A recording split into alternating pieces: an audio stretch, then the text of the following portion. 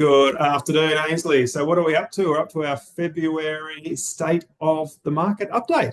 I know it's a quick turnaround from our last one because we were waiting for the RBA announcement, but hooray, we got a rate drop. Woo! What, there are so many people that are so excited about that. What are we seeing in regards to that? What does your crystal ball say about the future? Well, just quickly before the crystal ball bit. So it was interesting. Yeah.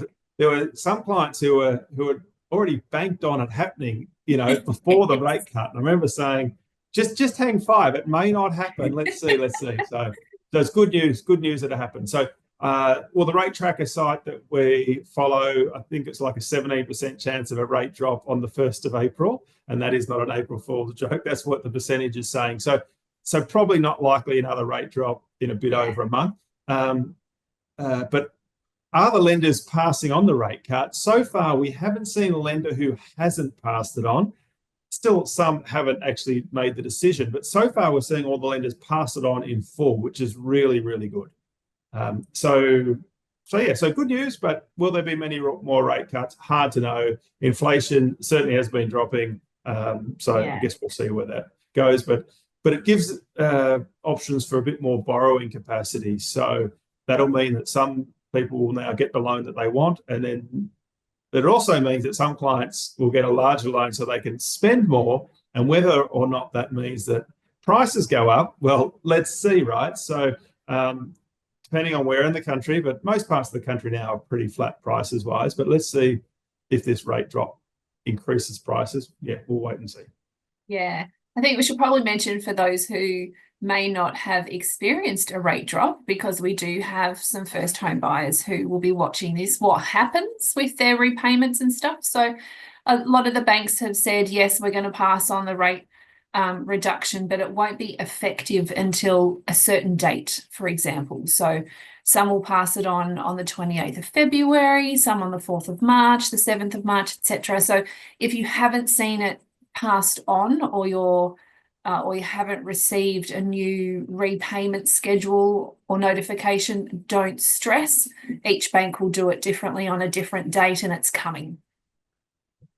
Great point. And some banks will then lower the repayment, the monthly payment, or the fortnightly payment, or weekly payment, whatever it is. Yeah.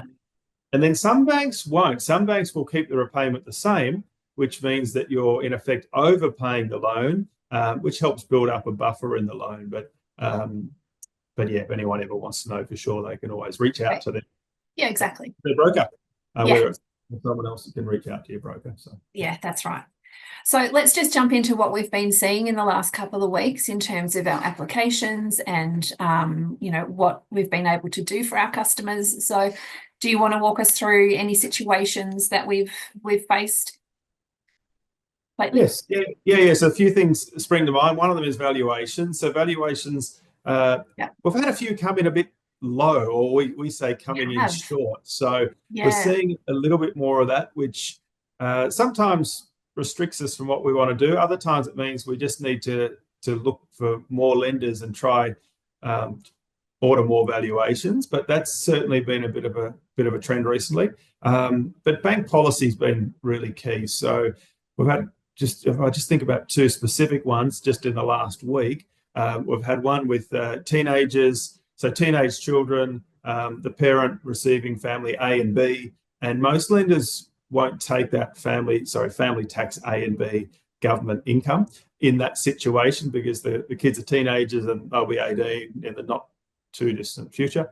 But there are, there's at least one lender, and I think there are actually at least two, but there's certainly one really, really strong lender who is totally fine with that situation. So we'll still be able to do a loan and help our client get the funds that she needs to reduce her overall payments, which is great. But then there was another client who's purchased a property under 40 square metres, internal measurements, one bedroom, small one bedroom apartment. And most lenders are not okay with that, but there are some who are, and then some of them will add the car spot or the balcony and then say, well, including the car spot and balcony, if it's over 50 square metres, then that's okay. So if the unit's 38 square metres, you throw in a car spot, then you're generally over 50. So So using the right lenders in the right situations is more critical than ever. Absolutely. I think we've also had one that springs to mind this week for me is that we've had a default on a credit report, which a lot of people will think, oh, that's a stop. There's nothing I can do. I can't move. I've got to wait until that's fixed, etc. But that's not the case. There are banks who are okay. They can, believe it or not, there are some lenders who use common sense. And if you have a good reason, or you've paid it back, or you've paid it off, it's like, okay, well, there's no other issues on your credit report.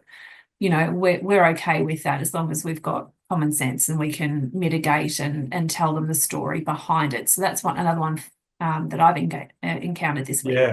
Yeah.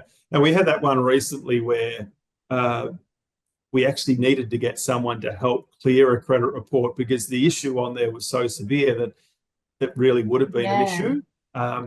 But then, you know, there are firms out there who can help in certain situations to clear the credit report. So sometimes we could just leave the report as is and just have an explanation. Sometimes we need to wait a few months for it to clear itself. But then other times we need to get some expert help. So but there's usually, we'll always come up with a plan of attack anyway. Yeah. So I guess we're trying to keep it short and sweet this month because we were only on your screens a few weeks ago. So we just wanted to give you an idea of challenges that our customers face, but we can still manage through those challenges because of all the lenders that we have available to us. So we just wanted to, I guess, in this little update, just to give you an idea that not everything is a stop, not every situation or something that you think is a stop to get you from more funds or refinancing is an actual stop. We can solve, as we like to say, it's like doing a jigsaw puzzle. We love to solve those kind of puzzles that present to us, and most of the time we can.